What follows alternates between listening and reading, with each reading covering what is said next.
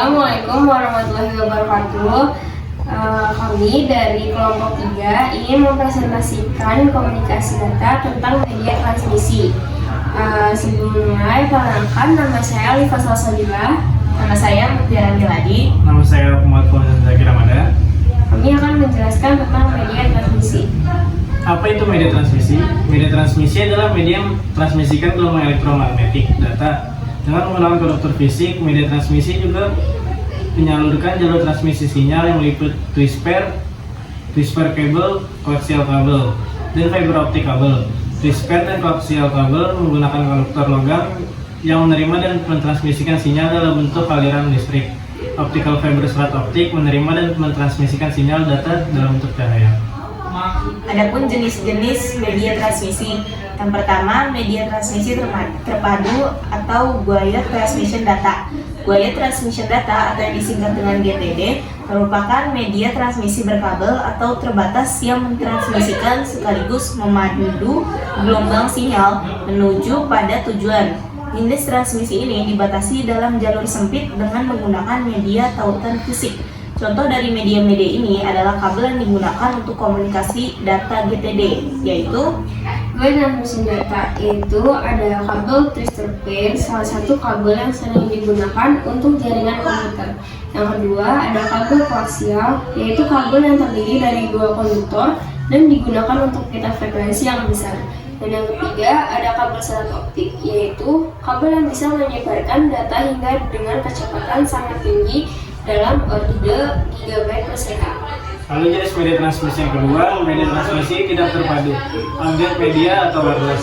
Ambient media merupakan sebuah media transmisi menggunakan sistem gelombang elektromagnetik dalam mentransmisikan informasi dari pengirim ke penerima. Ambient media sendiri lebih dikenal sebagai sebutan wireless, yang berarti tanpa kabel. Berikut beberapa media yang digunakan ambient media.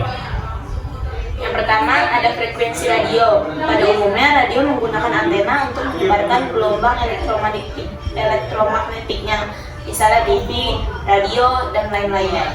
Yang kedua ada gelombang mikro. Media transmisi ini menggunakan gelombang elektromagnetik paling tinggi hingga 3 GHz hingga 30 GHz. Yang ketiga ada infrared. Media ini menggunakan radiasi elektromagnetik dari panjang gelombang yang lebih panjang dari cahaya, tampak tapi lebih pendek dari radiasi gelombang radio.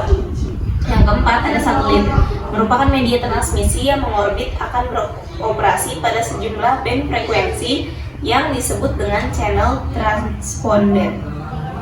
Karakteristik dan kualitas yang diberikan oleh media dan sinyal biasanya tergantung pada kualitas transmisi dalam komunikasi data, baik itu melalui jaringan telekomunikasi, internet, atau jaringan lokal.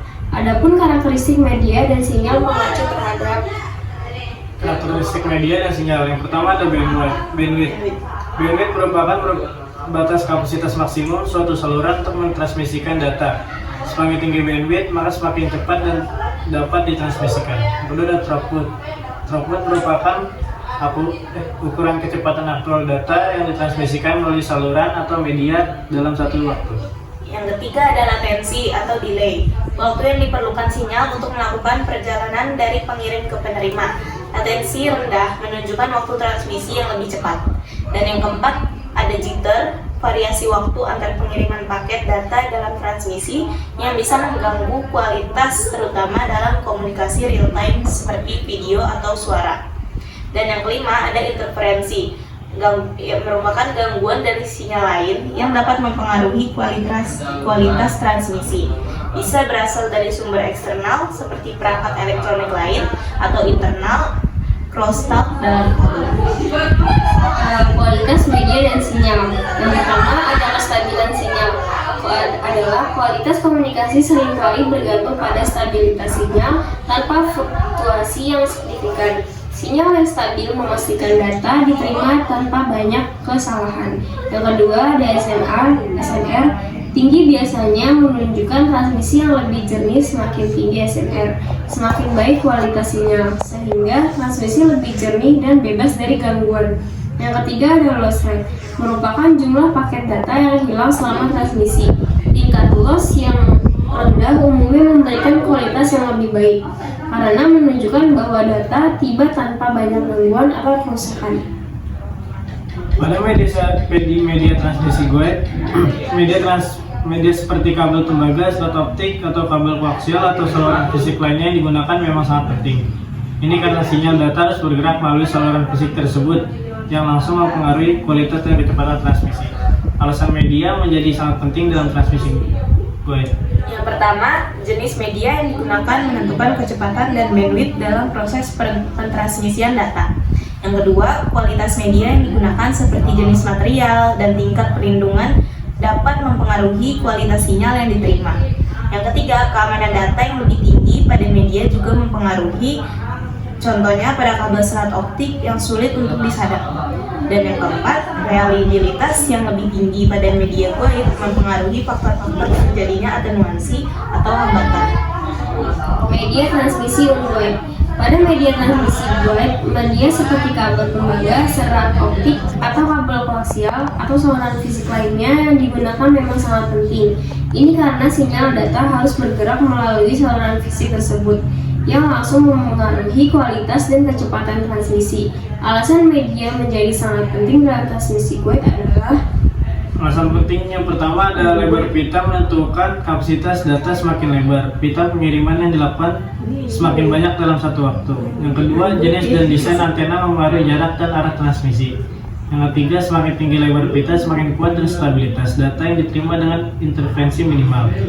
Yang keempat, efisiensi spektrum dan mempengaruhi penggunaan frekuensi yang lebih tinggi pada bandwidth dapat minimalisir intervensi. Yang kelima, kondisi lingkungan dan cuaca mempengaruhi bandwidth yang tinggi. Karena itu butuh antena yang tepat dengan bandwidth memadai.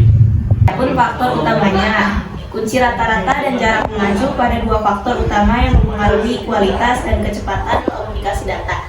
Yang pertama, rata-rata data atau data rate adalah ukuran seberapa banyak data yang dapat dikirimkan dalam satuan bit per second atau BPS. Data menjadi kunci pada kecepatan data rata-rata karena semakin tinggi kecepatannya, semakin cepat data yang dikirimkan, yang berarti jaringan dapat menangani lebih banyak pengguna tanpa menurunkan kualitas.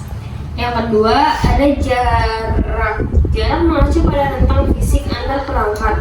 Semakin jauh perangkat, semakin lebih sinyal yang diterima sehingga kecepatan data dapat menurun atau mengalami delay. Jarak yang jauh membutuhkan penguatan untuk mempertahankan kualitas koneksi. Jadi, secara keseluruhan, hubungan antara data rate dengan jarak dalam komunikasi data ialah bahwa mempertahankan rata-rata data yang tinggi pada jarak optimal penting untuk reliabilitas jaringan. Faktor utama secara efisien dan aman. Dalam desain jaringan dan komunikasi data, beberapa faktor penting saat mempengaruhi bagaimana jaringan dirancang agar memenuhi kebutuhan pengguna secara efisien dan andal. Yang pertama, bandwidth. Alokasi bandwidth perlu diperhatikan agar setiap aplikasi dan pengguna mendapatkan kecepatan sesuai. Yang kedua, transmission impairment. Sangat penting untuk mempertimbangkan pengaruh kendala transmisi dan memilih media yang minimalkan efek negatifnya. Yang ketiga, intervensi. Penting untuk mengatur frekuensi dan memilih teknologi yang tahan terhadap intervensi. Yang keempat, jumlah penerima penting untuk memastikan bahwa kapasitas jaringan cukup untuk melayani semua pengguna yang terhubung.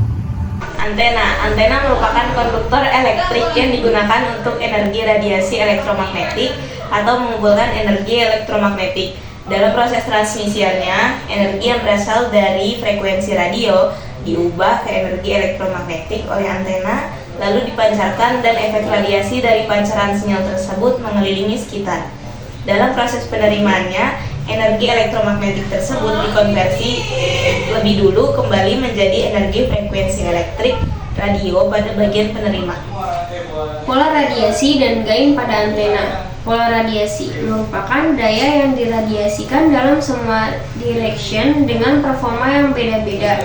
Pada antena isotropik adalah titik dalam jarak bahwa radiasi dalam semua directionnya sama dan memberi pola radiasi spherical. Sementara gain merupakan ukuran direksional pada antena dengan power output dalam arah partikular. Gain memiliki satuan dalam desibel dB dan gain dapat menyebabkan kerugian pada power di arah yang lain.